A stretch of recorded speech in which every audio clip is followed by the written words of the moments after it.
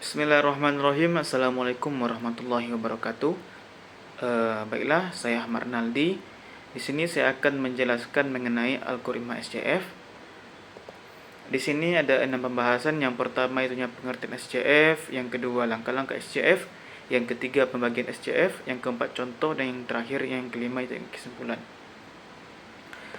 Maka kita masuk ke pembahasan yang pertama itunya pengertian algoritma SCF. Algoritma SCF atau Shortest Job First adalah algoritma yang penjawalan CPU yang memprioritaskan proses dengan waktu eksekusi terpendek. Algoritma ini memilih proses dengan burst time terkecil dari antrean siap, sehingga mengurangi waktu tunggu rata-rata untuk setiap proses. Dengan cara ini, SCF dianggap optimal karena menghasilkan waktu tunggu rata-rata yang lebih rendah dibandingkan algoritma lainnya. Yang kedua yaitu langkah-langkah algoritma SCF.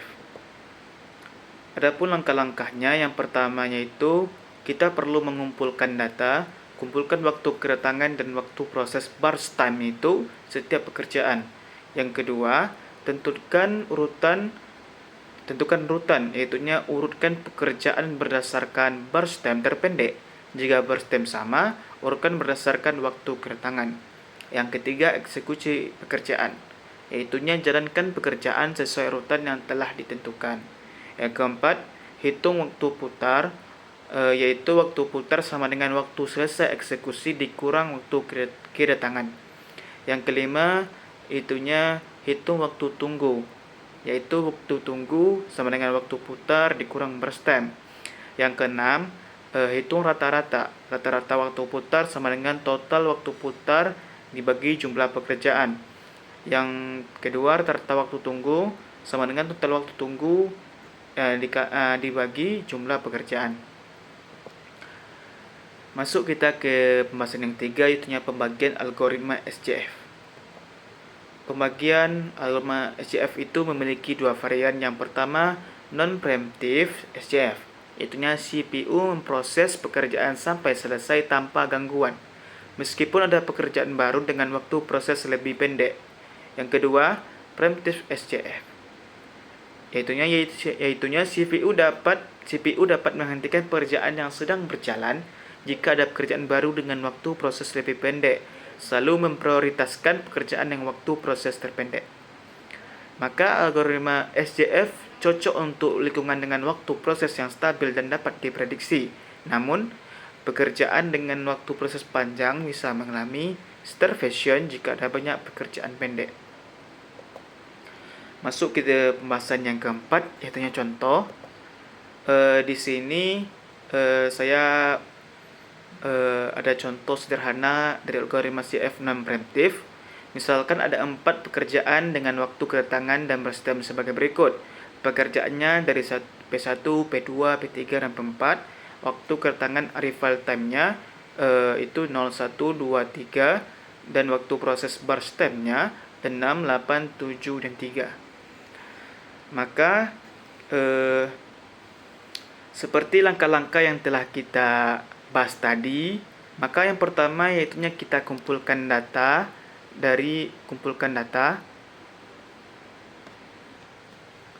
Kita kumpulkan data terdahulu dari tabel di atas. Yang pertama P1-nya itu arrival time-nya 0 dan burst time-nya 6, sedangkan P2 itu arrival time-nya itu 1 dan burst time-nya 8, dan P3 arrival time-nya 2, burst time-nya 7, dan P4 arrival time-nya 3 dan burst time-nya 3. Nah, selanjutnya kita tentukan urutan. Kita urutkan berdasarkan burst time terpendek dari pekerjaan yang telah tiba. Yang pertama, pada waktu terpendek itu adalah 0, hanya P1 yang tersedia atau hanya ada di P1. Selanjutnya, pada waktu terpendek 6, P2 dan P3 dan P4 tersedia. Dan di situ P4-nya memiliki burst time terpendek.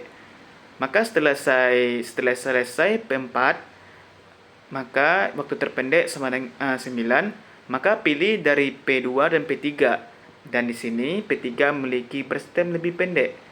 Dan selanjutnya P3-nya itu sama dengan 16, maka dieksekusi P2-nya. Maka urutan eksekusinya dari P1, lalu P4, lalu P3, dan yang terakhir P2. Selanjutnya kita hitung waktu putarnya, yang mana P1 itu turned time sama dengan complication time dikurang arrival time, maka 6 dikurang 0 sama dengan 6, dan P4-nya turnaround time-nya sama dengan completion time dikurang arrival time sama dengan 9 dikurang 3 sama dengan 6. Yang P3-nya turnaround time-nya itu completion time dikurang arrival time sama dengan 16 dikurang 2 sama dengan 14. Yang P2-nya turnaround time itu sama dengan completion time-nya dikurang arrival time sama dengan 24 dikurang 1 sama dengan 23. Sebelum itu perlu saya jelaskan turnaround time dan completion time adalah waktu. Kalau completion time itu waktu penyelesaian dan turnaround time itu waktu putar.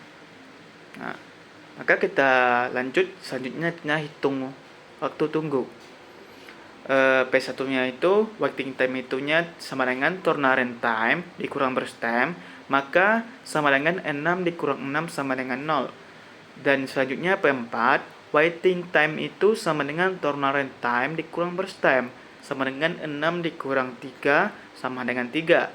Yang ketiga P3-nya itu waiting time sama dengan turnaround time dikurang burst time, sama dengan 14 dikurang 7 sama dengan 7. Lalu yang terakhir P2-nya waiting time-nya itu sama dengan turnaround time.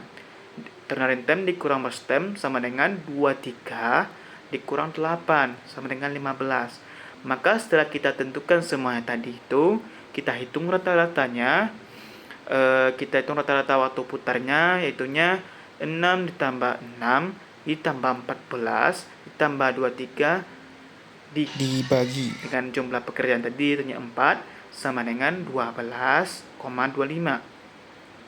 Dan rata-rata waktu tunggunya sama dengan 0 ditambah 3 ditambah 7 tambah 15 dibagi 4 sama dengan 6,25. Maka hasil dari yang kita kerjakan tadi itunya urutan eksekusinya itu dari P1 lalu P4 lalu P3 dan terakhir P2.